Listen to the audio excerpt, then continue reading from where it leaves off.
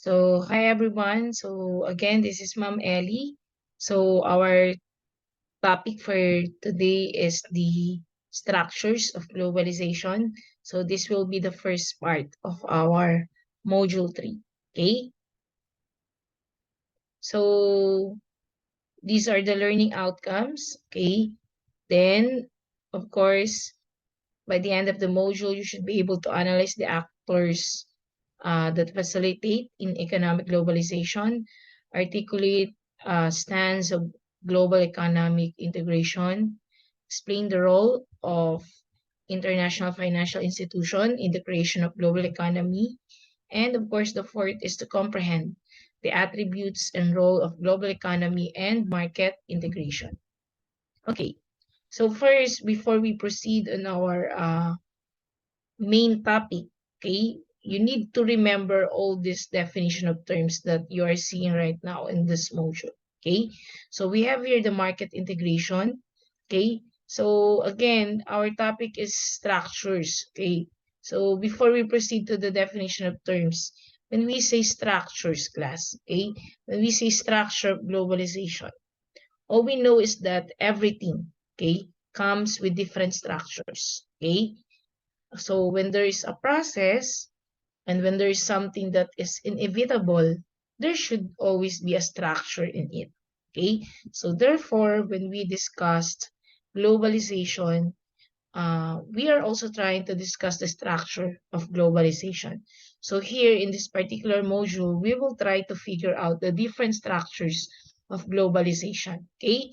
But as I was saying earlier, we need to remember the following terms na ma-encounter nyo palagi in this lesson. Okay? So we have market integration. They say that market integration occurs when prices among different locations or related goods follow similar patterns over a long period of time. Okay? So groups of goods often move proportionally to each other. And when this relation is very clear among different markets, it is said that the markets are integrated. Okay, so that's the market integration, a process of economic transformation within a region, bloc, or groups of countries aimed at pegging one price for the same market. Okay, so integration shows class the relationship of the firm in a market. Okay, so the extent of integration influences the conduct of the firms and consequently their marketing efficiency. Okay, so that's what we mean by market integration. Examples of market integration are the establishment of wholesaling, or rather wholesaling facilities by food retailers, or the setting up of another plant by a milk processor. So that's a market integration. Okay, but of course, for this one, we will be focusing kasi first on the first structure, which is the global economy. Okay, so another term that you need to remember is the global corporation. Okay, so global corporation is also known as global company. Okay, so remember, class, the global corporation is coined from the base term global, okay, which means all around the world. Okay, so that's what we mean by global corporation. A company that operates in a number of countries in contrast with companies that operate only in one or few countries. Okay, examples of these are the Nestle, Procter and Gamble. Okay, then when we say global corporation, these are also known as global company, but uh, when we say global corporation, yan, it operates na in a number of countries. Okay, then we have also the lender of last resort. The lender of last resort, it provides emergency credit to financial institutions that are struggling financially or near for collapses na. Okay, so ito yung malapit ng uh, malugi ng mga negosyo or mabankrupt. So, lender of last resort is the country's central bank. Okay, so in the Philippines, we have the BSP or the Bangko Sentral ng Pilipinas. So, the BSP is an example of the lender of last resort because BSP extends discounts, loans, and advances to banking institutions in order to influence the volume of credit consistent, of course, with the objective of price stability and maintenance of financial stability. So in short, CBSP preserve the monetary and banking system in the Philippines, and they are also protecting the interests of the depositing public. Okay, so that's the lender of last resort. So in global economy and market integration, so they're saying that the global economy's operation is shaped and influenced by the following. First is the government. Okay, of course, the government need to intervene.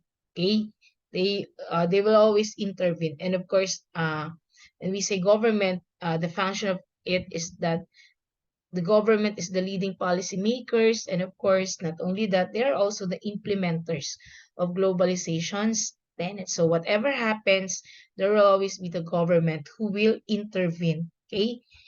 Then, second is the global or multinational corporations or the MNCs na tinatawag natin. Okay? And of course, this global corporations, yun nabanggit natin kanina. Okay? We already defined that. And global institutions, okay? When we say global institutions, these are international organizations composed of most of the countries of the world. So the largest international organization is the United Nations or the UN. Okay, so that's the example of this. Okay, and they're partly managed and funded by governments and their representatives. Okay, so here, when we say global corporations, okay, ensure a leading role in making the COGS. Okay, so again, COGS should be capital letters. It's an acronym, COGS.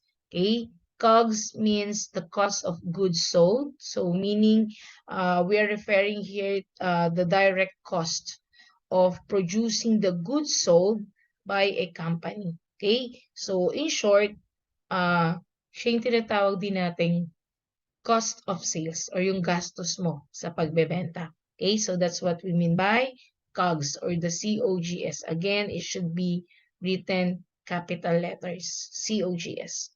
Now, let's go to the first structure, which is the global economy. Okay, so global economy is the economy of the humans of the world, which is considered as the international exchange of goods and services that is expressed in monetary units of account.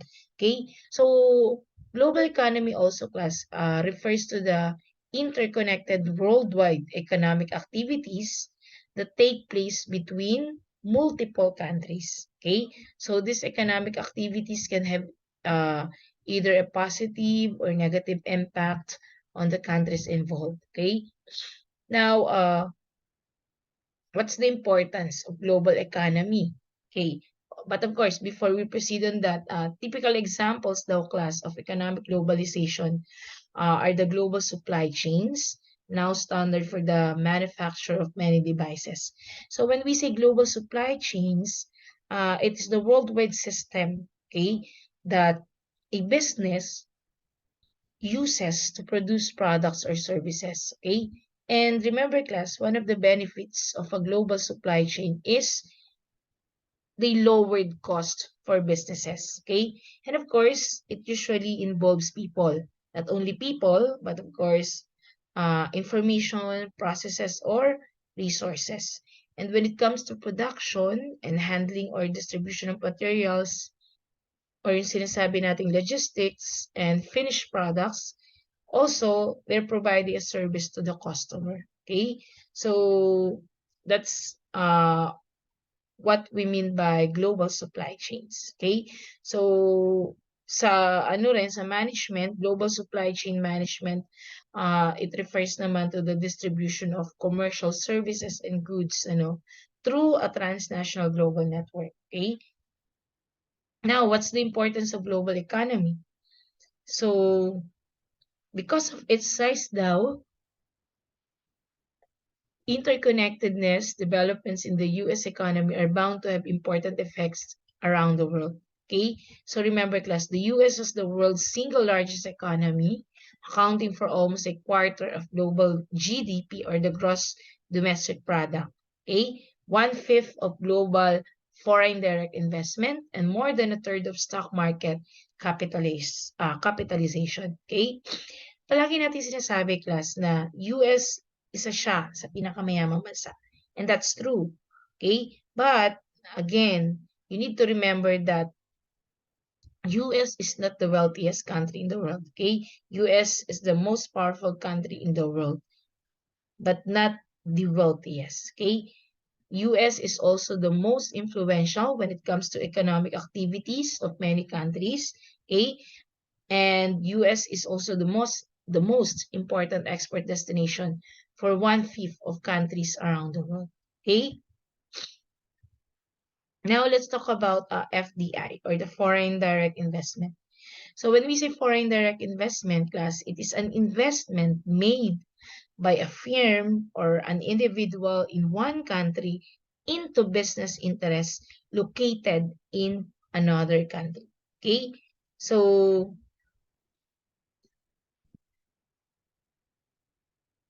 gaya nga na sabi ko, if an individual or a firm from the Philippines, okay, show an interest in a business located in another country, then he or she invested on that particular business, then that can be called as FDI. Okay? Because when we say FDI, it is when a company owns another company in a different country.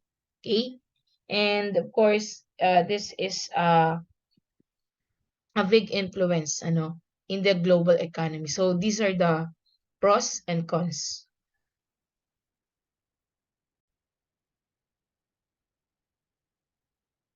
So pros are diversifies investors' portfolios, promotes stable long-term lending, provides financing to developing countries, provides technology to developing countries. And of course, the cons are not suitable for strategically important industries. Investors may have less moral attachment and unethical access to local markets. So meaning, these positive or the negative impacts of the FDI or the foreign direct investment, this only means that pwedeng maka-affect yung ethical standard and even the culture ng isang bansa. So yung diversified portfolio class, which is part of the pros, is not just we are only putting our money daw as an asset. Okay? Kumbaga, our money, we should put it as not only put it as an asset or a capital, but it is directly involving in operation. So dapat no. So ilan of the characteristics ni FDI is that it is an open market, okay, or free market, okay. It offers skilled workforce. So the US stocks market are considered open markets because any investor can participate on it, okay? And while the difference naman of portfolio investment is that it is a closed market, okay? Closed market class because it can restrict to who can participate, unlike ng FDI na open market. Okay, so kung sina US, Canada, Europe, and Australia are relatively open markets, then Brazil, Cuba, and North Korea are relatively closed markets naman. Okay, so you need to remember that. So colonialism is actually one of the reasons on the changing structure in terms of the global economy. Okay? So the policy or practice of acquiring full or partial political control over another country is what we mean basically by colonialism. So here, the definition of colonialism is the act of one nation controlling another for economic gain. Okay? So, in parallel, colonialism with its inherent constraints on economic development and its built-in asymmetries collapse. So, when we say built-in asymmetries, so meaning nagkakaroon daw class ng lack of equality, okay? And its equivalence, okay? Dahil nga dun sa sinasabi ng mga bagay na hindi na natin mababago and it is already part of the structure of the global economy, okay? So, changing structure, so these are the included or the result of the changing structure in terms of the global economy, okay? Advances in transportation and communications technology, that's very visible naman, management innovation in multinational companies, o yan, more MNCs or global corporations are now innovating in terms of management, the process of learning about doing business in multiple and diverse environments. Okay, that's why many MNCs or global corporations are trying to expand their businesses, okay, even in a diverse environments, and the integration of multinational supply chains. Okay, and of course, the early high-growth economies like Japan, South Korea, and Taiwan, okay, initially exported labor-intensive products, okay, then graduated to more capital-intensive products such as automobiles, motorcycles, and then to human capital-intensive activities such as design and technology development. So remember, class, when we say labor-intensive products, of course, it refers to a process or industry that requires a large amount of labor in able for them to produce its goods or services. While capital-intensive products,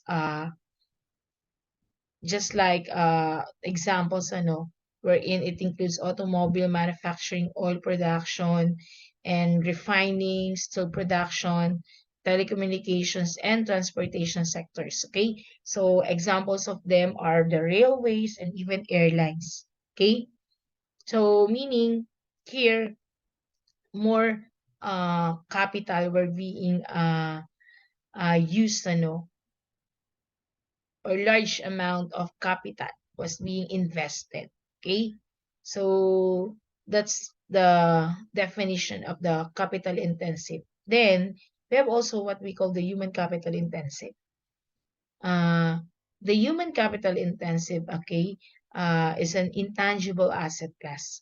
Okay, intangible asset which are not listed on a company's balance sheet and includes things like an employee's experiences or skills, abilities, okay? So since all labor class is not considered equal, so employers can actually improve human capital. How? Of course, by investing in the training, education, and benefits of their employees. Okay? So, itong mga bansang nabanggit natin na ito, okay, the early high-growth economies, Japan, South Korea, and Taiwan, okay, let's say hindi man sila yung kayamanan, okay, the compositions of intensive products makes them more powerful and mas marami sa kanilang na-produce, okay, na maraming produkto. Okay, so those are the early high-growth economies. Now, what kind of economy ba is the Philippines? Okay, actually, Philippines has a mixed economic system. Okay, this is a system that combines aspects of both capitalism and socialism. Okay, a mixed economic system protects private property and allows a level of economic freedom in the use of capital, but also allows for governments to interfere in economic activities in order to achieve social aims. So that's the meaning of mixed economic system. Okay, so we have here four economic systems. But of course, when we say economic system, it refers to a set of economic institutions that dominate a given economy with the main objective of solving the basic economic problems. Class, ang main purpose of the economic system is to solve the basic, okay, economic problems. So that's actually the purpose of the economic system. Okay, then let's talk about the different economic systems that we have. Okay, we have traditional, then we have the command economy, okay, market economy, and of course the mixed economy. Okay, so you need to remember, class, I know that in terms of economic system, okay, we have three basic questions in economic problems. Sabi natin, economic system, uh, ang purpose nito is to solve the basic economic problems. And in economic problems, we have three basic questions, and that is what to produce, how to produce, and for whom to produce. Okay? So ano ba yung kailangan mong i-produce na products or goods? Paano mo ba siya i-produce? And para kanino mo siya i-produce? So, kaya nagkakaroon tayo ng tinatawag na economic system, and mixed economy is one of those types of economic system. Okay, so let's go first to traditional. When we say traditional, it is one whose economic decisions are made with great influence from the past. Okay, so traditional economy is a system that relies on customs, history, and time-honored beliefs. Okay, so in traditional economy, that their traditions guide their economic decisions, okay, such as in terms of production and distribution, okay, and societies with traditional economies depend mostly on agriculture, fishing, hunting, gathering, or some combination of them, okay, so they also use barter instead of money, okay, so when we say barter, that's the exchange of goods for other goods or services without even using money. Okay? And examples of countries who are traditional or using traditional or custom-based economy are Bhutan and Haiti. Okay? Then let's have the command economy. Okay, so the factors of production and distribution are owned and managed by the state. Again, owned and managed by the state. So that's what we mean by command economy. Okay, so this is a system where the government, rather than the free market, determines what goods should be produced, how much should be produced, and the price at which the goods are offered for sale. So that's the command economy. So ang key feature niya, class, edi any communist society, examples like Cuba, North Korea, and the former Soviet Union, ilan sila sa mga countries where they are in opposition to what we call liberal democracy and capitalism. Okay? So that's the command economy. Then we have the market economy, of course. So here, individual consumers and businesses interact to solve the economic problem.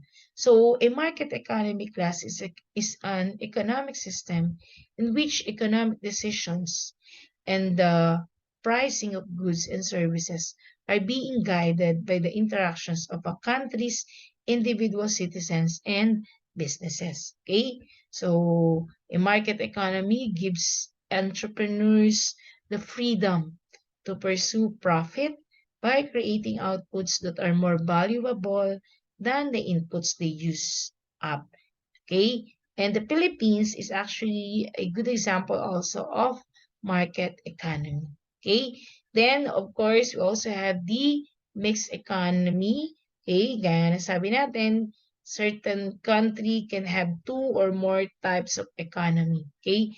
Kasi wala na ngayon, class, na gumagamit ng pure form of economic system. And even the Philippines is a market economy and a mixed economy. Again, ano ba yung mixed economy? Okay, sabi nga natin, mixed economy is actually a system that combines aspects of both capitalism and socialism. Okay, Kumbaga, this economic system protects private property nga sabi natin. And it also allows level of economic freedom in the use of capital. Okay, so that's mixed economy. Okay, then we have the next one. And Philippines, in terms of competing in global economy, okay, we have known to be the 6th richest in Southeast Asia by GDP per capita values, okay? So, after Brunei, or rather Singapore, Brunei, Malaysia, Thailand, and Indonesia, yan, si Philippines yung kasunod. Again, when we say GDP, it means gross domestic product. Okay, so this is the monetary value of all finished products and services made within a country during a specific period. So meaning class, ito yung pinagsama-samang kita, okay, ng mga finished goods and services na ginawa sa loob ng Pilipinas in a specific period. Okay? So, class, the wealth or yung yaman of a certain country can be measured through this gross domestic product per capita. So meaning, ito yung mga, sabi ko nga, pinagsama-sama income, interest rates, compensation ng mga employees. Okay? Profit ng mga employers that have been produced inside the country. Okay? Because class, dito nyo kasi makikita kung paano ba ginamit ng isang bansa yung kanyang resources. Okay? So, here, we can actually see, okay, kung gaano kayaman, ang isang particular country. Okay?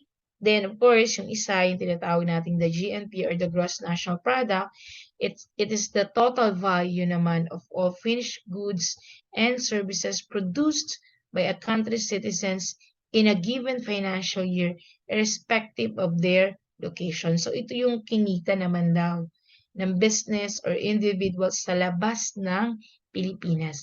Kaya naka-count siya as GNP, Gross National Product. Okay? Then, Philippines is also known as a tiger cub in economic globalization. Okay? So, why? Because primary, we've been exporting semiconductors, electronic products, transport equipment, garments, copper, petroleum products, coconut oil, and etc. Okay? So, major trading partners of the Philippines include Japan, China, US, Singapore, South Korea, Netherlands, Hong Kong, Germany, Taiwan, and Thailand. Okay? So, ano ibig sabihin nun, class? Okay? It only means, class, na nakakasabay ang Pilipinas. Okay? So, because noon, kumikita tayo ng nasa 1.9 trillion. Can you imagine that, di ba? Okay, so, that's what we mean by yung yaman, kung paano nakikita. So, noon, maayos pa ang ekonomiya natin. Napagpautang pa tayo sa ibang bansa, So, we do hope na bumalik yun. Okay? Then, okay. So, ayan. Tiger Cub class, when we say Tiger Cub, okay, it refers to the economies of 5 industrialized countries in the Southeast Asia. Okay? So, ito na siya. So, kaya tayo kasama dyan. Okay? So, Singapore, Brunei, Malaysia, Thailand, and Indonesia. Okay? So, kasama tayo doon. Then, 4 major Asian tigers are South Korea, Singapore, Taiwan, and Hong Kong. Okay? So, when we say export class, goods and products were shipped or brought to another country. So, ito yung mga lumalabas sa Pilipinas. And import, these are goods and products na pumapasok naman sa Pilipinas. Okay? Now, let's proceed to the market integration. Okay, global market integration means that price differences between countries are eliminated as all markets become one. So, meaning these are the similarities of the prices of goods and products once na lumabas na siya sa ibang bansa or mabenta na sa ibang bansa. Okay? So, one way to the progress of globalization is to look at trends, how prices converge or become similar across countries. Okay? So, we have here the law of one price or yung tinatawag natin loop LOOP, the loop. So the loop states that the prices of identical security commodities or assets traded anywhere that are exchanged in two or more markets must be the same now, regardless of location and currency. Okay? There must be only one price down for commodities, regardless of where they are traded. Okay? So let's talk about market integration. In economics research class, globalization means trade integration. So as market liberalization and trade integration climb to the top of economic policy agenda in many countries, development economists increasingly focus their attention naman on market imperfections, okay, that may inhibit trade and create welfare losses. Now, pag sinabi natin class na market imperfection, meaning it does not meet the standard of a perfect market. Okay? And of course, when we say perfect market, this is also known as the atomistic market. Atomistic market. So it is the ideal type of market structure because they cannot influence the market price of their product. Kasi nga, sila yung mga price takers. Okay? So, guys, you must jot down notes or take note of this. So there are different types of imperfect market or market imperfections. We have the monopoly, monopsony, oligopoly, and the monopolistic. Again, when we say monopoly, of course, there's only one seller, but many buyers. Example of it, Meralco. Okay? Then, monopsony, okay, it means one buyer but many sellers. Okay? So, kabaliktaran siya ni monopoly. Example of monopsony is the coal industries. Okay? So, that's the second type of imperfect market. Then, third is the oligopoly. O, gaya ng oligarchy or government. Okay, oligarchy government. So this is being ruled by the few. So same goes with oligopoly, no, in imperfect market or the market imperfection. Okay, so oligopoly meaning few sellers. Okay, kakaunti yung nagbebenta. Example, five-star hotel, airlines. Okay, di ba iilan lang yung mga yan. And another type is the monopolistic competition. When we say monopolistic competition, it means many sellers with highly differentiated products. Okay? So, take note of that class. Then, market integration, migration is still part of it. And sinasabi nila, migration is the principal mechanism by which households in less developed countries, especially in rural areas, become directly inserted into the global economy. Okay? Then we have also microeconomics in market integration. When we say microeconomics, it is the social science that studies the implications of incentives and decisions specifically about how those affect the utilization and distribution of resources. Of course, you need to remember that microeconomics studies the decisions of the individuals and firms to allocate resources of production, exchange, and consumption. While yung tinatawag nating macro or the macroeconomics, medyo broad na talaga siya. That's too broad. Okay? So, it deals with the performance, structure, behavior, and decision-making of the economy as a whole. So, yung kabuuang ekonomiya. Samantalang in microeconomics, we are only studying the decisions of an individuals and firms. Okay? And these are examples of the microeconomics.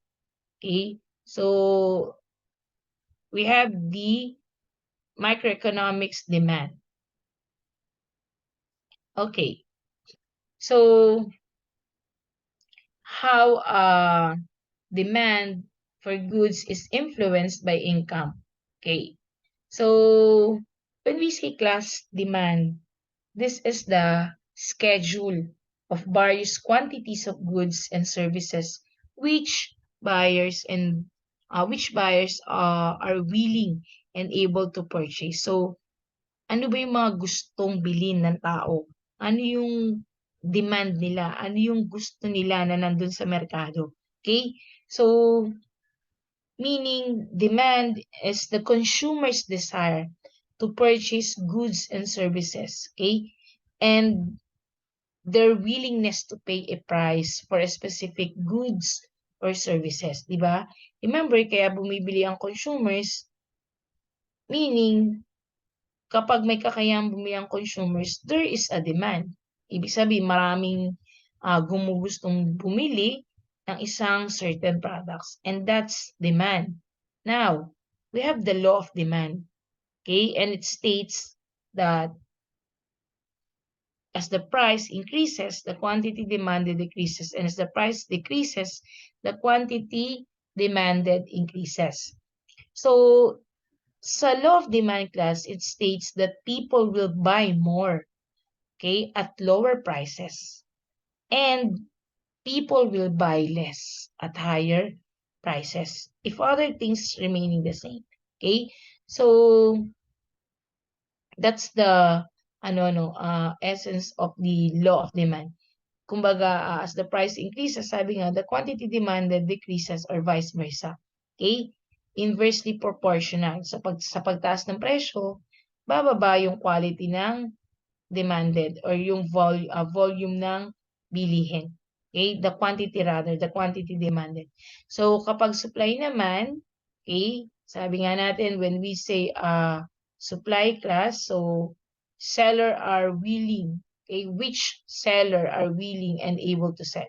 Okay, so maraming supply, may kakayang mag-produce ng goods and services. Okay, and in the law of supply, sinasabi nila, no, na as the price increases, the quantity supply also increases. Okay, kaya siya ay directly proportional.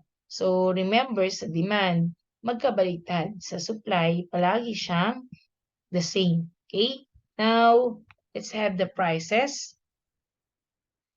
Again, prices is the value, or the amount of money that has to be paid in able for you to acquire a certain product. Okay? So, it is the amount that people are prepared to pay for a product, okay, that represents its value. Okay, so that's what we mean by prices. Now let's talk about elasticity.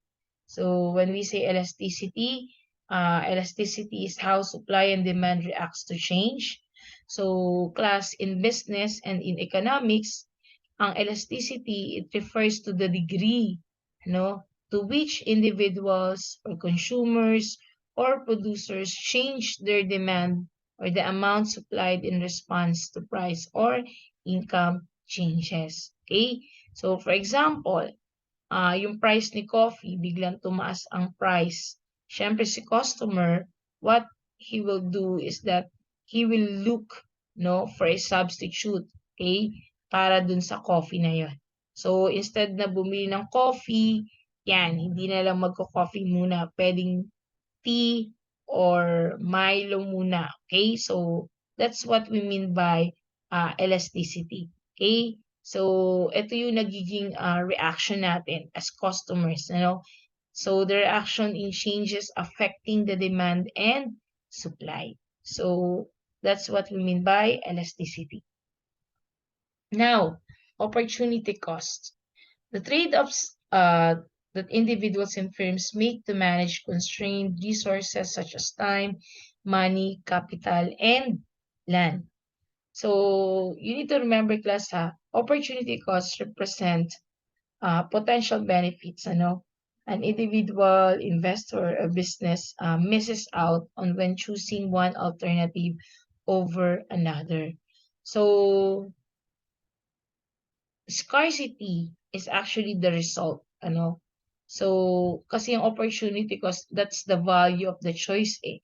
And that's value of choice is the result of scarcity. Oh, when we say scarcity, class, it means to fulfill ends are limited and costly. So dahil limited yung resources natin, nagkakaroon nga tayo ng tinatawag na opportunity cost. But if wala namang shortages or kakulangan sa mga resources or available naman lahat ng products, then there will be no opportunity cost. So meron din tayong tinatawag na trade-off. Okay? So, when we say trade-off, yan, trade-off is actually, it occurs, when an individual has made a choice. Okay? So, yung trade-off. Sabi nga, pag sinabi din natin trade-off, it creates the opportunity cost. Okay? So, whenever you make a trade-off, the thing that you do not choose is your opportunity cost. Okay? So, for example, when we sacrifice one thing to obtain another, that's called a trade-off. So, kapag tayo give up natin yung isang bagay para makuha natin yung another thing, so that's trade-off. Okay? So, trying to decide whether to take the 4th of July, halimbawa. Okay? Halimbawa, this is a scenario. Halimbawa, you're trying to decide whether you will take July 4 as your day off for you to spend your family, or anong gagawin mo? Papasok ka na lang and you will make extra overtime. Okay? So, that's another trade-off. Okay? So, again, si opportunity cost, yun yung nawala sa'yo. Okay? Yun yung mga hindi pinili. Yung mga hindi pinili din. Si trade-off, ito naman yung mga taong pinagpalit mo over dun sa first choice mo. So, meaning, si trade-off, that's your second best choice. Okay? So, that's opportunity cost and trade-off. Of course, labor economics is the study of the labor force as an element in the process of production. Of course, it focuses on the wages and markets, and it studies how wages and markets work. Okay? Then, competition. This is also a factor in microeconomics. Sabi nga, hindi daw healthy ang economy if there is no competition. So, hindi healthy si market kapag walang competition. And there are 3 types of competition: direct competitors, indirect competitors, and phantom competitors. When we say direct competitors, this type of competition is observed when other businesses within the same sector offering the same products compete with each other. So, ito, sample yung mga telecommunications company who are competing in the same industry with the same goods. Okay, Globe, Sun, Smart, Dito, Talk and Text. Okay. Then, indirect, these offer product that differ slightly but with the same benefits like Coca-Cola, milk tea, okay, or Four Seasons. Why? Diba? They are not all soda but lahat sila beverages. Okay? Then, phantom competitors. These are sometimes called also as replacement competitors. So substitute goods and services that fulfill the same role as your own, or they even represent the probability that the customer decides not to buy anything and simply keeps their money. Okay? So, ito yung isang kalaban, ano?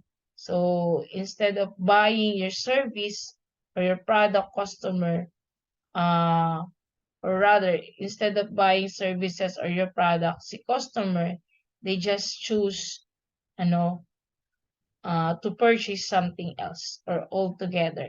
So, ito yung mga, minsan kasi may nag-offer na buy one, take one, eat all you can, okay?